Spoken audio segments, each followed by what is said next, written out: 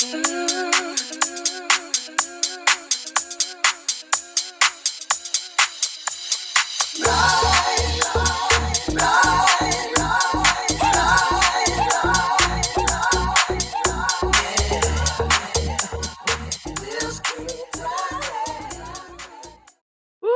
morning. Welcome back to the second hour of LoveBabz LoveTalk on Babz Rawls-Ivy. I'm delighted this morning. I love these people. Hey, Dexter. Hey, Jenny Nelson from Collective Consciousness Theater. Y'all are back. Yes, we are. And thank you so much, Babz, for having us. So excited to just like you just said, Collective Consciousness Theater is back. It's been a 3-year hiatus, and we never thought it would take this long. But yep, we're opening the show this Friday.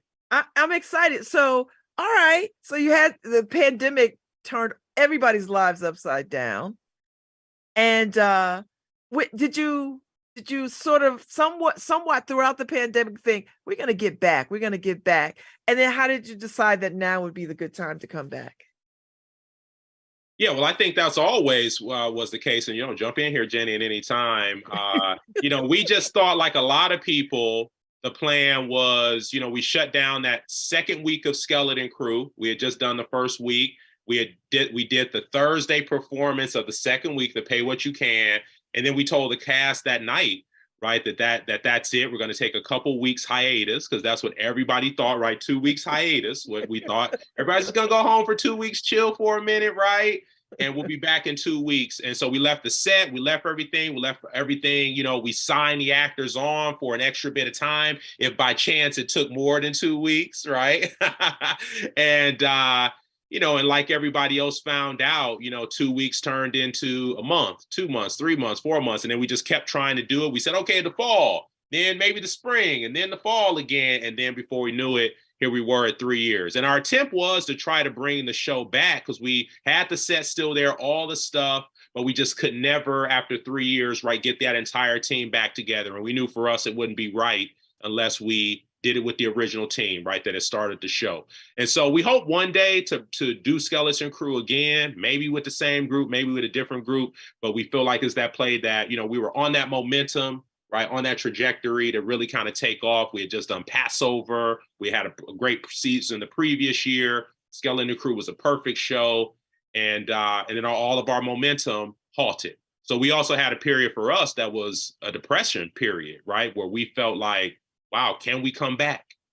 Can a theater of our size come back, right, after this whole thing, clears up a bit? So it's been tough, but here we are, still standing.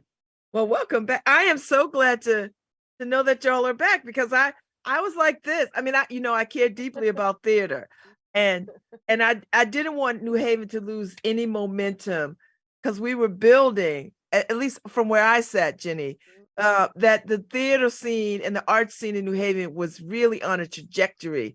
I mean, it really was on a real trajectory. And then the pandemic just sort of like, whew. We had made this wonderful, which we are, of course, still in connection with Long Wharf Theater, so committed to continuing to work with them in this amazing theater. But, we had just announced this season co-partnership, like literally that night, everything was moving, as you said, right, Babz? Like everything was moving in this really exciting direction for New Haven, right? This amazing city that deserves and has fantastic art, right? We know that. And it was such a seismic shift when everything shut down. And I really think one of the things that really kept Dexter and I going was every couple months, I would get a message from someone saying, when y'all coming back? Just like a little bump from the universe, like, when y'all coming back? It's been 6 months. I want to see, is Singleton Crew coming back? When are you coming back? And it was those little bumps, right? Those little messages to everyone that texted us, Facebook message, Instagram, and just kept saying, we want you to come back. When your community is calling you, you're doing something that needs to be done. And that kept us going to be here with you today, to bring this play. It was really the momentum of the community just saying, we want you to come back, right? That is what a gift, So when thinking about coming back, you have to decide on what you're going to come back with. So, right? Like, how did you think about that? Because you've learned a few things in the last 3 years about how things can turn upside down rather quickly. So does that color what you bring back? Did you have barbecue on the radar before the pandemic? Like, talk to me about where this falls in the overall scheme. Yeah, you know, Dexter and I were in so many conversations over these years about what would it be. And then once we kind of had the realization that Skeleton Crew at this moment, we weren't able to bring that back after we really tried to make that happen. We really thought about, we want this to be, you know, still anchored in race, class, culture, social justice. That's the most important thing that we bring to our community. And then, you know, what does our community need right now? Like, what do we need to see? What do we want to talk about? But really, we kept coming around, we need to do a comedy, right? We need to laugh a little bit. We need some joy, and making this comeback a celebration of sorts, right? That, because for Dexter and I, it is a celebration. For everyone in the space, it feels, you know, as much as we're talking about these social justice issues, it feels like a party, right? It feels like a cookout is happening in our theater. And that really just felt like the energy we wanted to bring back, you know, to the community, to kind of usher us back in to doing full seasons, while all the while picking this amazing playwright, Robert O'Hara, who is asking questions, not giving easy answers, right? And that's what we love at Collective Consciousness. So it kind of really, it does all of those things. And we haven't really, we've always done plays that have comedic moments, but we really haven't done a lot of full kind of dark comedies, absurdist comedy. And so that felt like a new challenge for us too, to really do that in our space, because we're always trying to bring something new to our audiences. I like it. So Dexter, when you're bringing this back, because the word barbecue means a lot of different things to a lot of different people, and it's very specific to Black folks. When you say barbecue, I don't care where you are in the country, if you're in Texas or North Carolina, barbecue means a whole kinds of things. It means a gathering, it means food, it means grilling out, it means cookout, it means family reunion, it means all kinds of shenanigans. So talk to me about that and your thoughts. Yeah, and I think with, you know, you touched on it perfectly, you know, with Robert O'Hara's play, I think that's what he was thinking of, is how, you know, how Black people gather and how white people gather, right? And our cookout compared to, you know, our style of cookout compared to, you know, what other, you know, cultures do. And wanted to, and, you know, a cookout is a place where, like you said, family gathers. There's also a lot of conversation with folks. You have folks who are reconnecting after a period of being away often, people who rarely see one another, people who potentially see each other. So there's a mix of a lot of different types of relationships that also take place at a cookout. And to see family dynamics, sometimes you run into a cookout, right? Family members you love, family members you just wish you would never see again, right? Family members who you just, you know, who you have, you know, a lot of complicated relationships with. And so this play, you know, starts to hit on that and then kind of takes it in its own direction. But you hit on it perfectly. The heart of it is sort of how we culturally meet as people is where the play starts. Robert O'Hara has, you know, also been well known over the last couple of years. You know, he's an NAACP award winner. And you know, had a play called Booty Candy that did a lot, that travel, right? Interesting title, interesting play, and that, you know, was you know, very highly acclaimed across the country and in New York.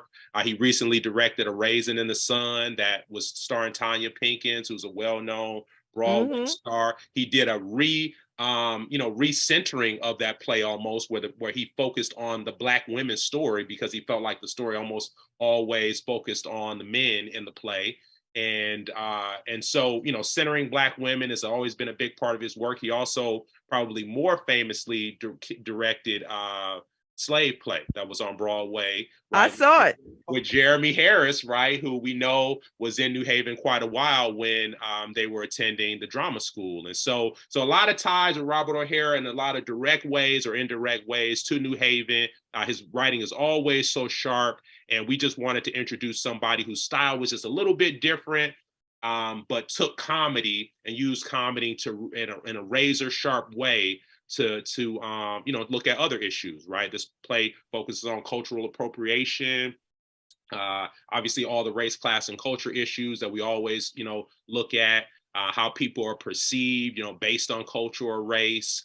And I'll let Jenny jump in here as the director and talk a little bit more about, the specificities of the piece. Yeah, and all those great things. And slave play, I mean, it just changed my perspective on life when I saw that play. It shifted the culture, I think, in so many interesting ways. The play also really centers around something we've touched on, issues of drug addiction in some of our plays. This really also focuses on intervention, and that process for families, right? How multifaceted that can be, that process of intervention, and that this as the play kind of describes, this mildly dysfunctional family is just trying their best with the tools that they are given to try and help one of their own, right? Try and help one of their family members kind of pull out of this addiction. But as we know, people do the best with what they have, and sometimes they do more harm than good. But their intentions are there, right, to help someone in their time of need.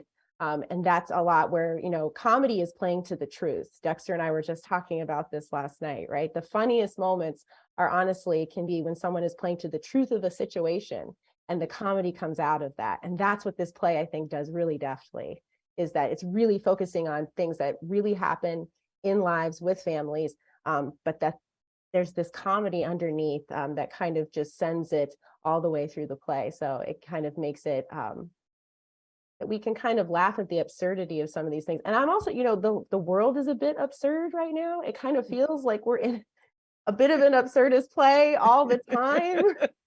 So why not do an absurdist play, right? It felt very synced up to kind of just the daily things that we just can't imagine that are happening, and we're just kind of having to take that in, and sometimes laughing is the way we get through it. Yeah, listen, we have a long history of comedic therapy in the Black community. I mean, our comedians, the most painful things are some of the most funniest things, and done with in the right comedic way, in the right hand. So talk to me a little bit about the American theater right now. Is everybody's going through some sort of challenge around how do we get audiences? How do we grow audiences? Audiences that historically have been buying tickets are starting to die out, and they're aging out. There are new playwrights that we might want to explore. We don't always have to do Lorraine Hansberry. We don't always have to do Native Son. We don't always have to do, I mean, as much as I love August Wilson, I love that whole century block of plays. There are other people out there who are writing good plays. Do you feel some unique responsibility to sort of bring different playwrights to the forefront? Like, do you feel that as part of your DNA of this theater? Absolutely. Yeah. And I think, more than ever now, you always have to balance it as a producer, right? With that mix of having a show that's got an attractive title, right? That people go, oh, what's that about? Right. Or, that's just got things that can hook people in, right? Name recognition, right, is always a big part of that. For us, often we're bringing shows that haven't been done in the state before. A lot of times haven't been done in the region. They're premieres. Sometimes they've only had 1 or 2 productions. So it's always been a big commitment of ours to have plays that are 5, 10 years, less than 10 years old, right? But we have had those playwrights that we've really loved. And there's so many more that we wish we could produce. But I think with this time that we're in, like you mentioned, we want to try to give as much room to playwrights who we haven't worked on before, right? Thus, Robert O'Hara, and then maybe some others that we'll look at, for next season and the following season as well. I think, we always want to deliver the most diverse body of work written by people of color. Right. And so, that we know, right, like you just said, there's no particular one style, right? Lorraine Hansberry is a certain style, August Wilson, but it's like we've got, thousands and thousands and thousands of writers coming up, and so many good young ones, and, ones who need that break. ones that are talking about stuff in a new, interesting theatrical way. So I think always for us, the rebirth is also a reevaluation for us of the type of work we want on our stages, the type of folks we want to work with, the opportunities we want to be able to give, and then, how we can best represent the city of New Haven. Mm. So are you feeling like the money is coming back to fund theatrical productions? Do you feel like funders who historically have funded theaters like yourselves, do you feel like they're coming back, and are they coming back with full commitment? Like how y'all raising money?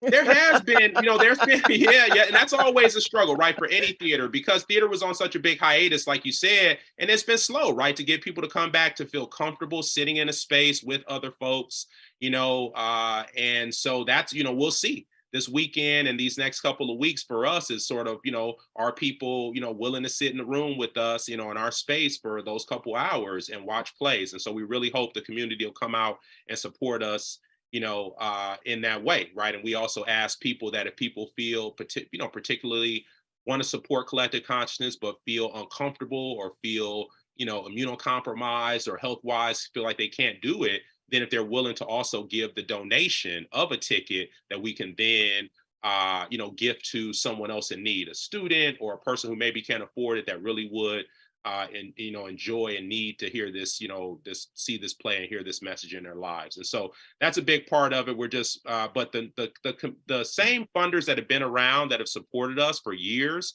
luckily have continued to do that. And they were calling us and asking us, when are y'all coming back? We want to support y'all, right? And so we've been fortunate enough. And then you have other, groups where, we have had, the city, right, is given a little bit more fund than they used to. And that's been really, really great, with the leadership that we have there, and all the wonderful things, that team has done, for New Haven. We're seeing a little bit more funding at the state level as well. But it's so tough for small companies like ours to get that, because often when companies are in need, arts companies, as you know, it's the bigger ones, right? And the bigger ones say, we have to survive first, or the little ones won't. Right? We don't get the chunk of money first, right? But then there's not always a lot of, interaction, right, and collaboration between those bigger companies and those smaller ones. So I hope that, we still get these funders to continue. We hope we get more. But I think the key in this next time is collaboration, co-productions, bigger companies and smaller companies collaborating, a bunch of smaller companies coming together. And that's what I think this era has encouraged more than anything, is collaboration between companies, because I'm seeing more people, work together than ever.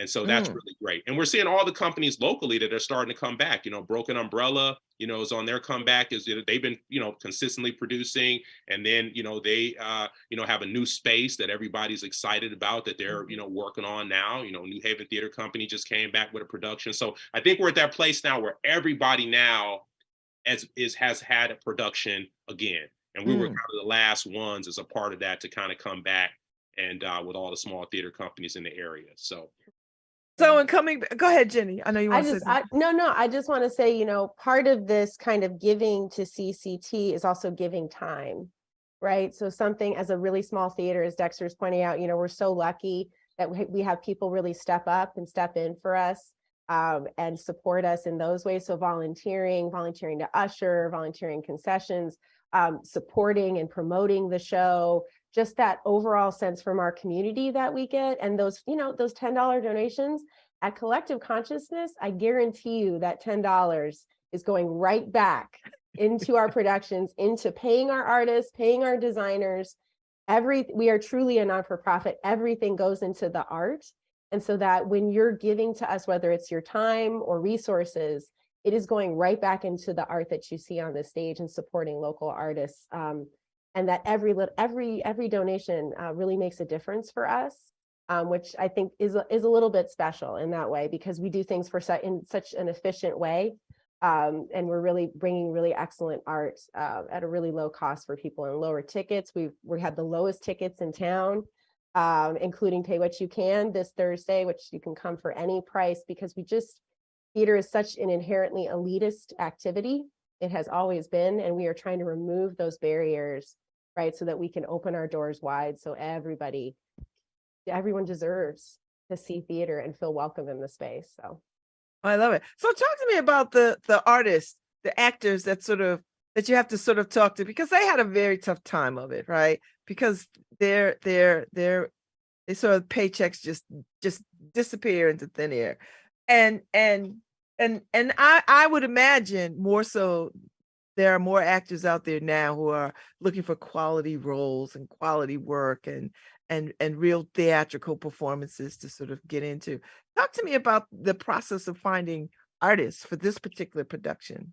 Yeah. Because we hadn't done anything in a while, so there's always there's always artists who are new to town, and then we also see artists who are leaving, right? And we've been benefiting well from folks who come in, families who come in because they work at Yale or one of the other sort of corporate, and then they go, oh, I'm an actor and my spouse works at Yale, or my, spouse works at here in the area. So we've benefited well from folks who are coming into town and being here for a few years. And then also, obviously talent that's homegrown as well. So we, in 3 years, it's hard to kind of know. You have some people who have been here and then you have a lot of new talent. So we had, general auditions and auditioned over a couple of months and got people to come in. The cast is a great mix of some talent that you've seen in previous productions at Collective Consciousness, but also some new faces, people who we've wanted to work with forever, and people who've been affiliated with other companies, other theater companies in other parts of the state. So, the cast, and I'll let Jenny speak to a little bit, particulars, but, the cast is from New Haven, Hamden, Bridgeport area, Hartford area. So we have people that are really across, all levels of the state. And it's also one of the largest casts, or the largest cast we've had for production as well, a cast of 10. Wow. So, so that's, so people who have not seen that's a cookout. Our show, right? We're usually having shows with just 2 or 3 people with us, which you see in a lot of cases. This a little bit more, and like I said, encompasses talent from across the state that we're really happy to have. Yeah, it was a really, as Dexter said, it's a really fantastic process to have CCT alum, right? People we've worked with before, either as a capacity as a director, an actor, an artist. And then people that have always been really great supporters of our work, and we've always wanted to work with. We're all, there's people where if it's the right show, we're ready to make that call or have that audition. It's really just kind of finding the role, right, that feels like it's going to benefit everyone, the actor and our theater. And this was one of those places because Dexter and I love to be ambitious, right? And so 10 people in our space, if you've ever been in our intimate space, it is something. When everyone is in that room, the energy is palpable. Like, it is really something significant for us. But we wanted to be ambitious. We wanted to do something different and to welcome more people into our space, right? And the hope is that as we move forward, we love our space. We hope we are bigger and better. And so we're hoping, to continue on that journey of finding a larger space, because we want to keep accommodating. I was going to ask about that because I remember the conversation about, y'all looking for another space to sort of do this because you're over at a Rector Square. Mm-hmm. Yeah. And I think, we love our space. We love that people know where we are. They come to that theater. They've had great experiences in that theater. But, with our great fortune, we have this community that wants to come. And so since we're getting bigger, we want to continue to look for those spaces that can accommodate, just bigger shows, more of our community. And so we're always looking for that right space. But we love being at a Rector Square. So it's going to take a lot for us to kind of make that transition, because we love our space. So, but it's been really special to be with this group.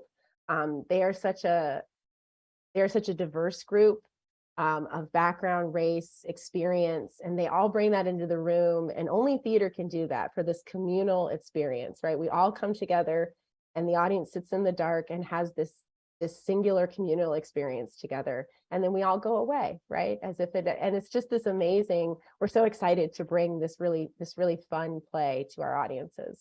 And y'all have some of the best folks that build sets of anybody I've ever seen. Like, y'all do a lot.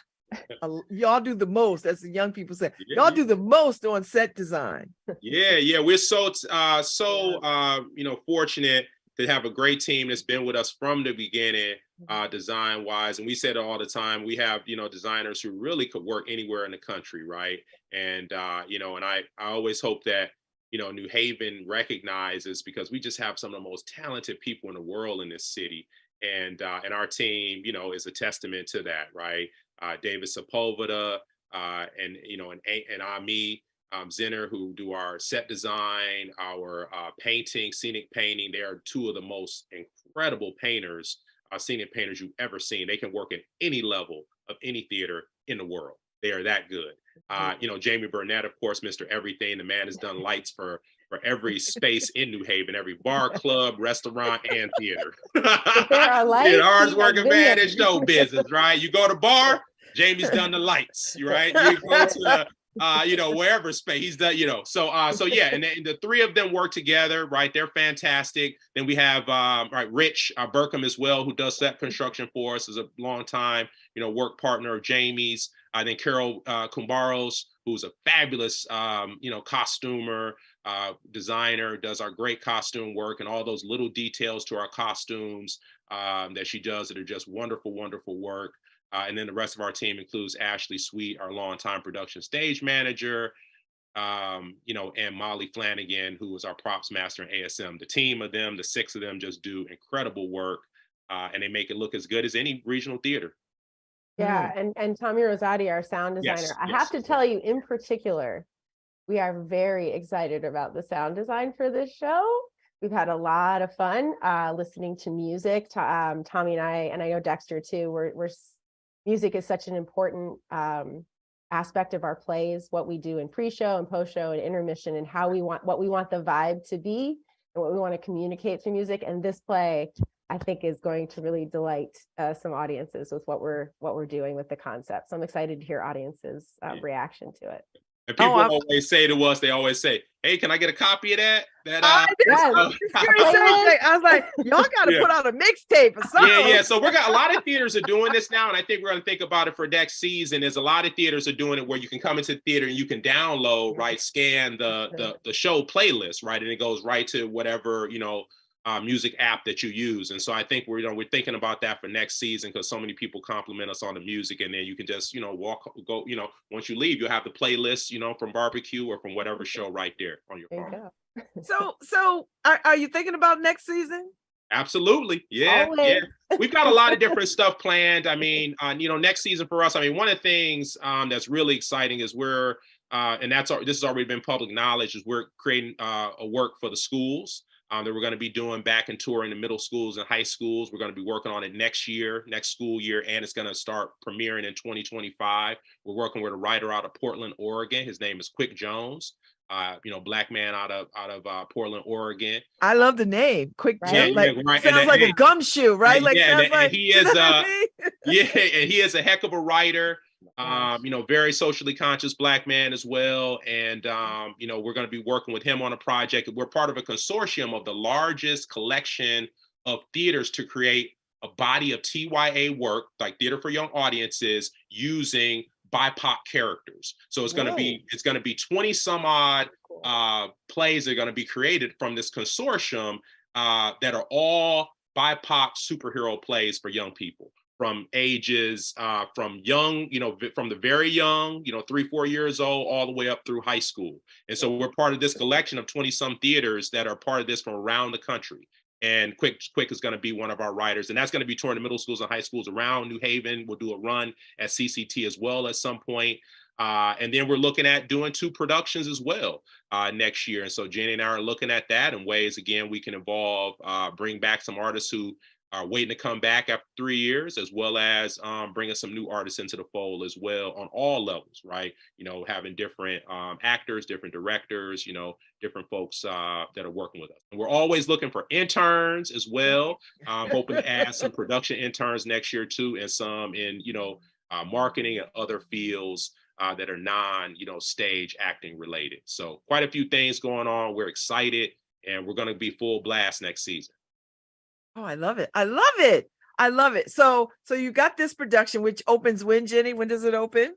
We are in previews. Oh, yes, look at this. Our preview starts this Thursday, So Thursday is always pay what you can. So people can come for any price. And we run through the 8th. So it's 3 weekends, Thursday, Friday, Saturday for 3 weekends, 8 p.m. Tickets are $25 for adults and $15 for students. Cheapest tickets in town. And we're so ready. We're so ready for this comeback. We can't wait to bring our audiences back, right? And just continue to have those conversations. We're really ready. So have you heard from people? Because I listen, people are buzzing about this all over the place. At least in my ear, I hear it. So are people buzzing about this? And are you ready? Are you ready? Yes. I'm getting lots of messages and texts and people saying, I saw it, I'm coming. I've been waiting for y'all to come back. This is so great. So yeah, and I think Dexter and I are always interested too in those new audiences. 3 years, we are all different, right? We have all shifted, hopefully, and changed, and we want our audiences to continue to reflect that, right? We're always been it's a source of pride how diverse our audience is. And we intend to keep that and continue to expand that. You had asked before with Babz, like, we want young people, right? Because we know theater needs to respond, right, to what is happening now. And we really want young people to feel that theater is for them. So it's so important to us to have living playwrights, right, to have new plays so we can have those engaging conversations about, what is happening right now. So we're really excited to welcome new audiences that have never come to CCT. That's going to be exciting. Well, I've been talking about this the last hour. I'm just back from retreat, and I was telling people I have a small piece in this production. Yes, I didn't tell anybody what it is. I was like, you must go and have the experience, and then let me know. So I want people to go. If you want to know what my role is, I need you to go to the theater and sit and be a part of this experience, and then you'll see, and then see if you can figure it out. That's right. I tell you, it was one of the easiest phone calls I ever made as a director. I said, "Oh, I know who I'm going to call." Well, thank you for the call, girl. Thank you for the call. It was my pleasure. So I can't wait. So I will be in the audience one of these nights, and I'm telling everybody I know. And I'm so glad that y'all could come on this morning and fit this in, because I know you're like underneath it, trying to get stuff, nails done and paint done and all the kinds of stuff. So thank you, Dexter and Jenny. Oh, and Dexter, how was the baby? Because the last time I talked to you, there was a baby arriving and I hadn't seen you.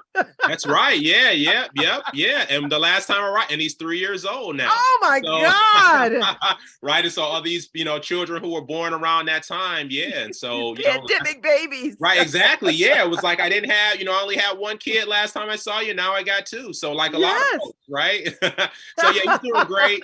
Isaiah, named after one of the greatest basketball players in the city of Detroit history, Isaiah Thomas. I always got to mention that, and just full of life. So yeah. Well, congratulations on the new baby. Jenny, it is always a pleasure to see you, and I look forward to talking to you more in your other role. Absolutely, because I enjoy what you do and down the road a bit. So would love to have you come on and talk about that relationship. So I'm looking forward to barbecue. Thank y'all so much. And I know it's going to be a smashing success and people will enjoy it immensely. Yeah, thank you so much. And we're just hoping people come out and support us and, help us with that comeback, because we all small theater companies need that local support. So please, everybody come out and support us. And if you can't make it directly, gift us a ticket and we'll give it to a person in need. So we appreciate it. Absolutely. Thank y'all. Enjoy the rest of your day, and I will see you in the theater. Yep, we'll see you in the theater. Thank you. See you in the theater. Thank you, Harry. I'll be back tomorrow. I'm talking to somebody else. Tune in tomorrow, see who it is. I'll see y'all. Thanks, Babz.